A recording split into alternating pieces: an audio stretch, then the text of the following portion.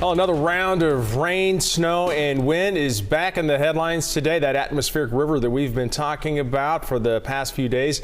Well, it's here, and this is a live look outside at Sacramento, Stockton, Lake Tahoe, also Rancho Cordova. The sky cameras kind of painting the picture for you today. As you can see, plenty of water coming down, and we have a lot to show you.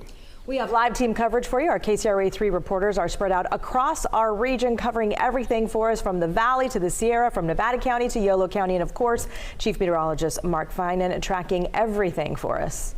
So let's go ahead and start with Mark and give us a little rundown of what we're talking about and what's coming our way. Well, I just wanted to show you the sky cam because this kind of is telling of what's happening in the Sacramento area. This is West Sacramento right now, and what you'll be able to see here is that look at the flags. They're straight out. It's kind of raining sideways in downtown Sacramento. This is interesting as this just started within about the last 15 minutes. This is the way it looks on Doppler radar. You can see that leading edge of that line of rain that just moved into Sacramento. I'll give you a closer look on that here in just a second. Yeah, but raining sideways in Sacramento right now. This is the last 3 hours. You can see that steady wave of rain coming across and then turning into snow, starting at about 4,000 feet, but now that snow level is beginning to go up a little bit. Let me give you some closer looks at where we're seeing the rain. A lighter rain in Stockton, a bit of a break in the rain right now in Modesto, but this rain that we're seeing in San Joaquin County is less than 1/10 of an inch an hour. So it's, you know, kind of a wet, nasty sort of rain, but it's not raining sideways. The snow level going up on Highway 4 and 108. So now we're starting to get rain around Twain Harte, where we've been talking about so much snow lately, and now getting rain around Arnold, and that snow level will continue to go up. Let's go a little bit farther to the north. Amador County, same thing from Ione through Plymouth and Jackson. And you have to go well up Highway 88 before you get into snow, but you get up all the way to Kirkwood and it's going to stay at snow. Let me show you the leading edge of that rain in Sacramento. So I just showed you the picture from West Sacramento right in here. The winds are going this way. The leading edge of this heavier rain is rolling in, so it's raining and windy on the causeway. Same thing in Davis and Dixon. While there may be a break right now in Roseville, you've got some of that heavier rain coming your way and along Highway 65. Along Highway 20 through Penn Valley, Grass Valley, it's getting rain, but yeah, you go up on Interstate 80 and you're back in the snow. And while the snow level will go up a little bit tonight, it's going to continue to snow on the summit. Back to you. And that rain rolled into Sacramento around midday today. And this is video out from Sac State where you can see the students there walking to and from class. So with a little bit more of a quick clip there. They got the umbrellas out as well. Smart students tracking the rain conditions in the valley. Oh boy. Ooh, and the wind. KCRA3's Orko Mana in Yolo County. And looks like it's a little gusty where you are, Orko. A little gusty is a bit of an understatement. Over the past hour, the wind has really picked up.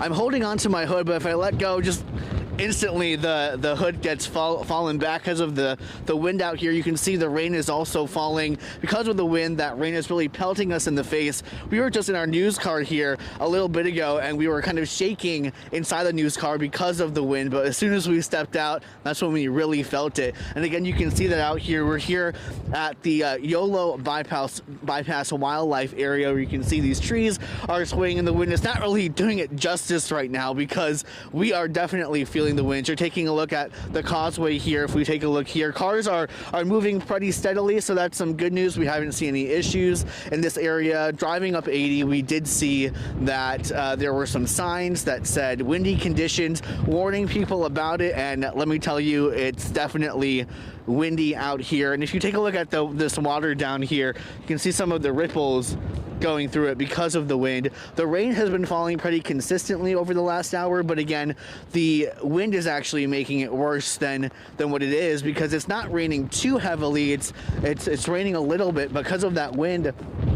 It's really hitting us in the face and covering us here, but it's really the winds that are the issue. Because of the conditions out here, the city of Davis has closed all of its parks. All those parks are closed right now, and there are also sandbag locations where residents can go and prepare for what's to come with all this rain and the wind, and that is at Arroyo Park, and there's also a second location as well. But again, right now we're seeing a lot of the wind, a lot of the rain coming down here. We're expecting this to continue into the night. We, of course, will be tracking it as we head on into the evening hours. But for now, reporting live in Yolo County, Orko Manna, KCRA 3 News. All right, Orko, thank you so much. All right, let's go up to the Sierra right now and a live look at Interstate 80. And this is at Floriston. And right now, traffic is being held westbound at the Nevada state line and in Truckee because of a big rig crash near Eagles Lake. But you can see on the eastbound side there, traffic moving at a pretty good clip there. Chains are required from Baxter out to Truckee. Caltrans continues to warn not to travel to the Sierra because road conditions are just not going to be safe. KCRA 3's Maricela de la Cruz continues our team coverage now from Soda Springs. Maricela, how does it look there right now in Soda Springs? Yeah, Lisa, well, it's been a pretty good amount of snow that's been falling over the last few hours. It hasn't stopped. We see a few inches already of snow, and back there, you know, you can't even really see the where the road begins. You know, it's starting to get a little difficult to see out here, and so one of the concerns obviously is for drivers, people who are traveling, and right now we know that some chain controls are in effect on Interstate 80 from Drum to Truckee.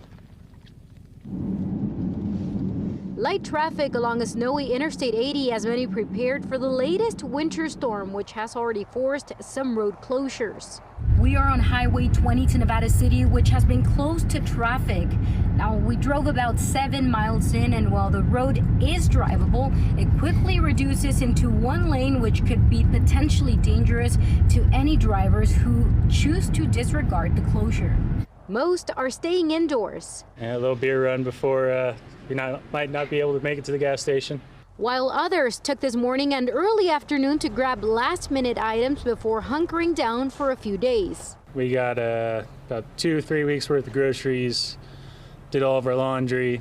So yeah, we're pretty much self-sufficient for the next 2 or 3 weeks if we need to be. Over 160 Caltrans workers are clearing roads from Auburn to the Nevada state line, but at the moment, it's tough keeping up with Mother Nature. The rest areas are full of snow, so right now we had to close Donner Summit, and that's pretty typical. We just haven't had the manpower to get in there with our blowers and clear it because we're focused on Interstate 80 and trying to keep that as clear as we can. So the rest areas won't likely reopen anytime soon.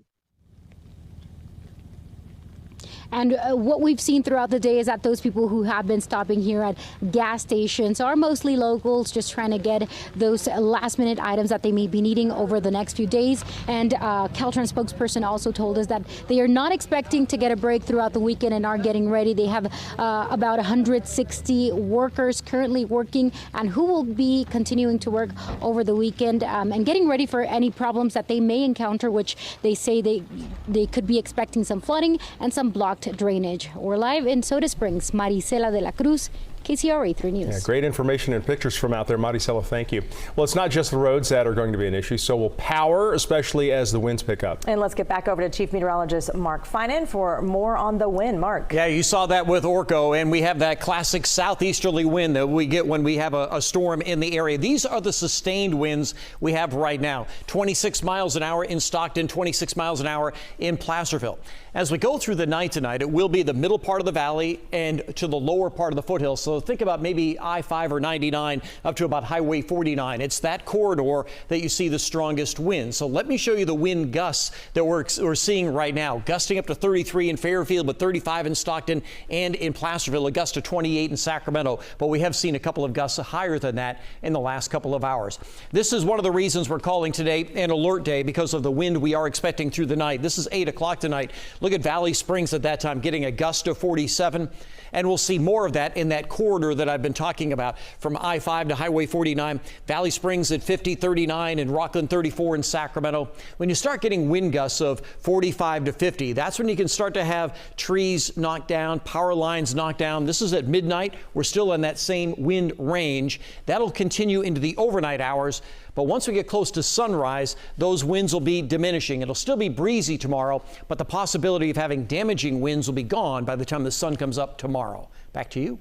Thanks, Mark. Well, as the rain and wind is moving in, different agencies are getting ready for severe weather, from flooding to power outages. Preparations are underway. Yes, they are. KCRA 3's Danica Hill joins us live from Midtown Sacramento after talking with SMUD and Sacramento Metro Fire. So, Danica, what are they doing ahead of this weather?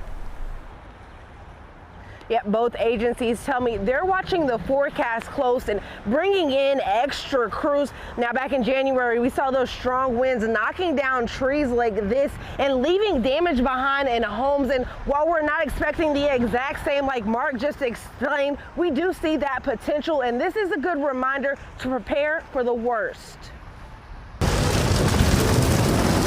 We know that we're going into this, we're potentially going to have to upstaff certain resources. Our crews are going to be working obviously day in and day out. Metro Fire faced with challenging rescues during January storms. Our air operations on the last storm were flying through horrendous weather events, pulling people out of tree limbs or on the hoods of their cars to rescue them. They had no other options. Now they're pleading with the community to do your part ahead of the storms. Be forward thinking, make sure you already have your sandbags. If you're in a potential flooding area, make sure you evacuate early. Don't wait until it's too late. Don't drive through standing water. The potential for high winds also leading to some power outage concerns. SMUD is closely monitoring weather conditions as we speak to make adjustments as needed. SMUD has added crew members who will be on standby who are ready to address any potential power outage that are related to this upcoming storm. SMUD says they have more than 200 team members ready to respond. There are teams that work around the clock to monitor, to deal with customer concerns, to help crews who are out in the field.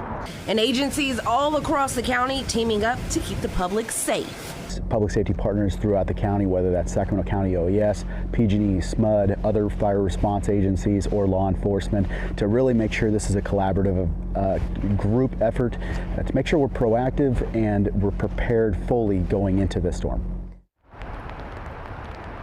And both agencies tell me they met with their additional crews today to make sure that everyone is on the same page. They also tell me if you need advice, tips on how to stay safe during this storm system, just check their website and their social media and you can find it all there. In Midtown, Danica Hill, KCRA 3 News. All right, Danica, thanks. Governor Newsom added 21 additional counties to the list of those under his state of emergency proclamation. They now include Butte, El Dorado, Lake, Placer, Plumas, Sacramento, Stanislaus, Tuolumne, and Yuba counties. Amador, Mariposa, and Nevada counties were already on that list, by the way. That declaration will support disaster relief in all of those counties.